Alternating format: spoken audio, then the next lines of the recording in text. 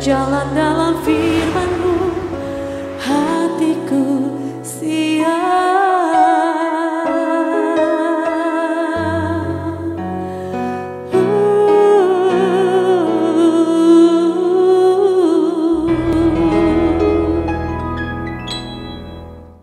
Salam, God lover yang dikasihi oleh Tuhan Yesus. Senang berjumpa kembali dengan saudara dalam program Resen God malam hari ini bersama Diaspora TV.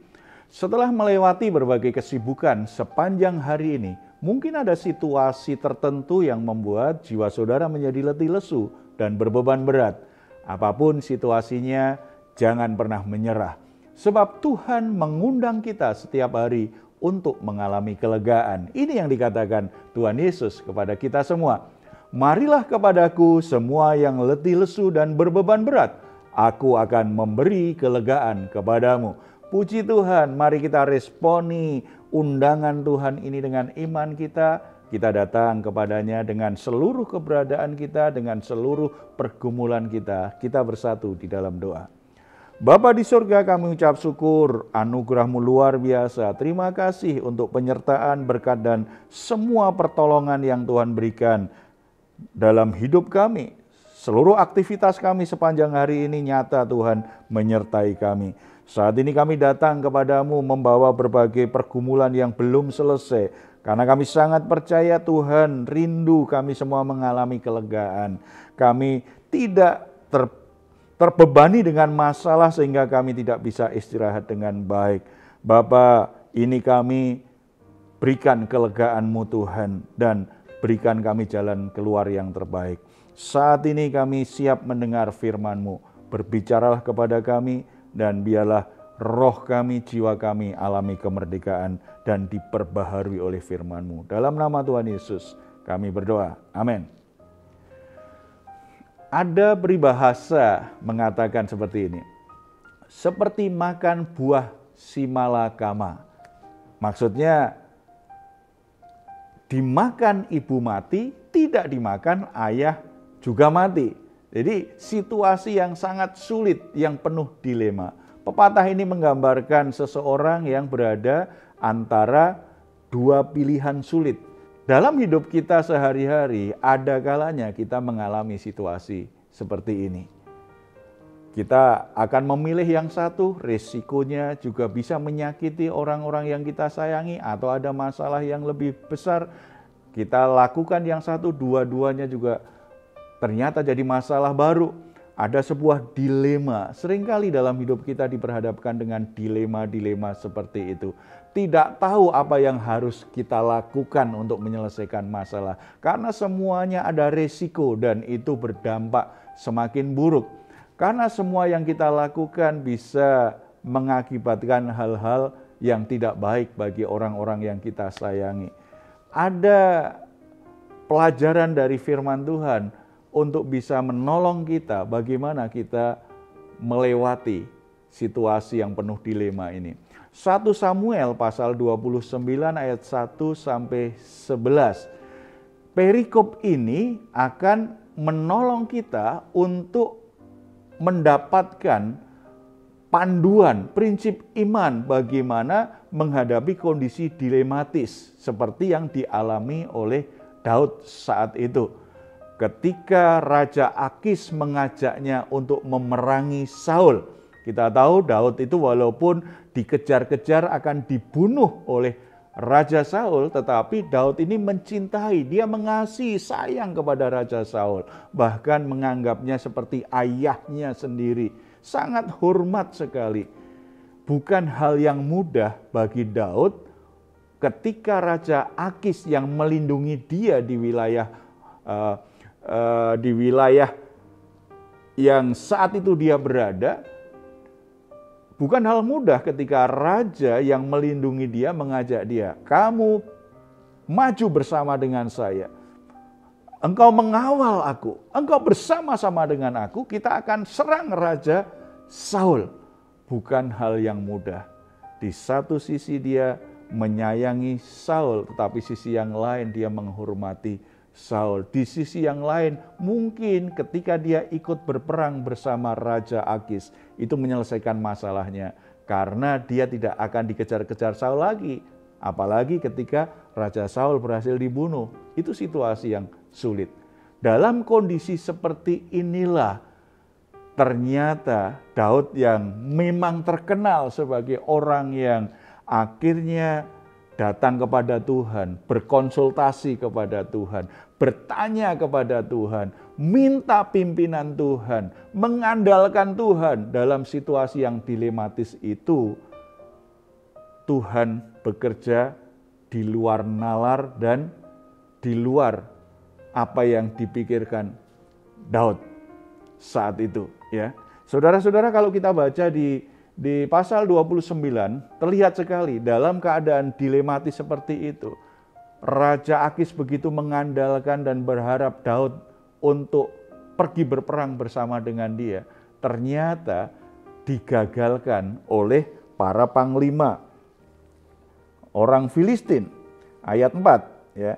1 Samuel 29 ayat 4. Tetapi para panglima orang Filistin itu menjadi marah kepadanya serta berkata, "Suruhlah orang itu pulang supaya ia kembali ke tempat yang kau tunjukkan kepadanya. Janganlah ia pergi berperang bersama-sama dengan kita, supaya jangan ia menjadi lawan kita dalam peperangan. Sebab dengan apakah orang ini dapat menyukakan hati tuannya, kecuali dengan memberi kepala-kepala orang-orang ini." Para panglima Filistin itu ternyata nggak setuju dengan niat dari Raja Akis. Padahal Raja Akis benar-benar ingin Daud berperang karena dia tahu Daud ini jagoan perang nih. Jagoan mereka aja, jagoan orang Filistin yaitu Goliat saja bisa dikalahkan oleh Daud. Berarti ini luar biasa. Dan Raja Akis sangat percaya, dia dekat dengan Daud. Tetapi ternyata para panglimanya tidak setuju. Dengan berat hati akhirnya Raja Akis menyuruh Daud kembali ke Siklak bersama dengan pasukannya. Itu dicatat di ayat 11. Lalu bangunlah Daud dan orang-orangnya pagi-pagi untuk berjalan pulang ke negeri orang Filistin. Sedang orang Filistin itu bergerak maju ke Yisrael. Saudara-saudara, situasi dilematis yang dialami Daud akhirnya selesai. Bukan karena dia akhirnya bisa berpikir sedemikian rupa untuk menyelesaikan dilema itu. Bukan karena ada orang-orang pintar yang memberi nasihat dia. Situasinya memang serba susah, serba sulit bagi Daud mengambil keputusan. Tetapi ketika dia tetap berjalan mengikut Tuhan, mengandalkan Tuhan, Tuhan bertindak, melakukan sesuatu untuk menyelesaikan masalah itu dengan cara yang tepat. Dalam situasi yang berat itulah akhirnya Daud bisa menyelesaikan masalahnya. Dia tidak perlu ikut berperang melawan Raja Saul. Saudara-saudara, dalam hidup ini pilihan-pilihan sulit itu seringkali juga kita hadapi seperti yang dialami oleh Raja waktu itu belum raja ya, yang dialami oleh Daud. Bahkan kadang-kadang kita mengalami situasi sulit seperti harus makan buah simalakama. Apapun pilihan yang akan kita makan, ada korbannya. Apapun yang akan kita pilih, ada resikonya. Saya memilih si A, si B kecewa, saya tidak lakukan ini tetapi lakukan ini, orang sakit hati, situasi yang sangat tidak mudah. Kadangkala Tuhan memang izinkan kita mengalami situasi-situasi seperti itu.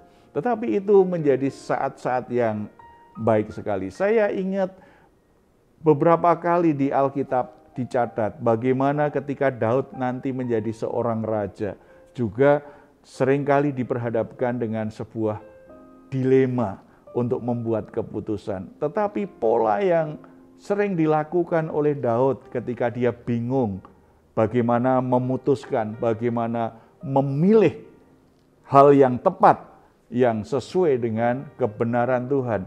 Dia selalu ambil waktu, berdiam diri, datang kepada Tuhan.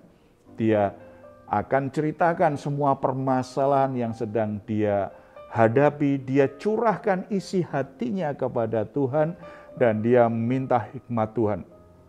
Dia buka pikiran dan hatinya terhadap Tuhan berbicara kepada kita.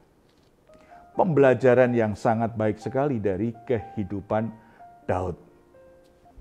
Kalau kita ingat Roma 8 ayat 28 juga memberi kita sebuah penegasan iman yang patut kita ingat dalam situasi itu.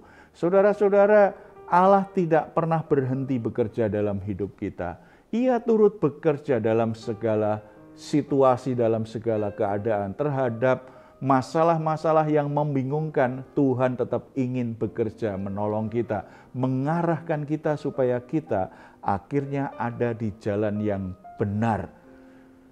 Dan kalau Tuhan itu akhirnya bekerja, semua masalah, semua situasi apapun akan mendatangkan kebaikan.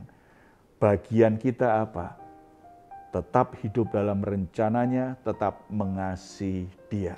Jadi ketika Tuhan mengizinkan ada orang-orang membenci kita, ada orang-orang yang berbuat jahat terhadap kita, ada situasi yang membuat kita jadi kewalahan keadaannya, ada situasi kita jadi bingung, mana yang harus aku pilih, mana yang harus aku putuskan. Itu waktunya kita sungguh-sungguh mencari Tuhan dan membuka hati kita untuk menerima hikmat Tuhan. Percayalah, apapun masalah yang saudara hadapi, situasi apapun yang sedang saudara alami, Tuhan bekerja menuntun dan membuat kita akhirnya bisa menemukan jalan keluar yang terbaik, yang membawa kita semakin naik, semakin baik, dan semakin mempermuliakan nama Tuhan. Puji Tuhan. Saudara-saudara, jika saat ini saudara sedang mengalami seperti yang dialami Daud, situasi dilematis, sebagai anak muda, sebagai orang tua, sebagai pekerja, sebagai hamba Tuhan, sedang bingung apakah saya harus melayani ke sana atau ke sini, apakah saya harus terima pelayanan ini atau saya harus tolak. Saudara sedang kebingungan atau ada yang sedang dalam bergumul, apakah saya harus jadi full timer melayani Tuhan atau tetap part-timer, apakah ketika saya melayani saya harus tinggalkan pekerjaan saya sepenuhnya saya melayani atau tetap sambil bekerja. Saudara sedang dalam dilema karena semua ada risikonya, semuanya berdampak negatif nih terhadap orang-orang di sekitarnya. Ketika situasi terjadi, yang saudara butuhkan adalah Tuhan bertindak, menolongmu dan membukakan berbagai kondisi situasi. Akhirnya saudara tahu arahnya kemana.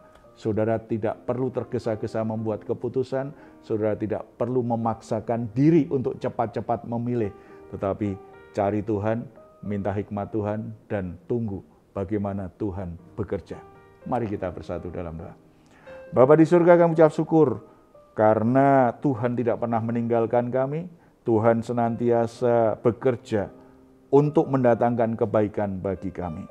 Belajar dari hidup Daud, biarlah kami bisa mengatasi dilema-dilema kehidupan kami dengan cara sungguh-sungguh mencari Tuhan, minta hikmat Tuhan, dan mengandalkan Tuhan. Tidak perlu kami tergesa-gesa untuk membuat keputusan, tidak perlu kami tergesa-gesa membuat pilihan. Hamba-Mu berdoa untuk anak-anak muda yang sedang bingung untuk memutuskan, untuk memilih pekerjaan, untuk memilih pasangan hidup, karena ada dilema-dilema tertentu yang mereka hadapi. Kiranya Roh Kudus yang menolong, mengarahkan hatinya, supaya mereka mencari kehendak Tuhan, tidak membuat keputusan tergesa-gesa. Demikian juga dengan para orang tua dalam membesarkan anak-anaknya. Seringkali diperhadapkan dengan dilema-dilema tertentu.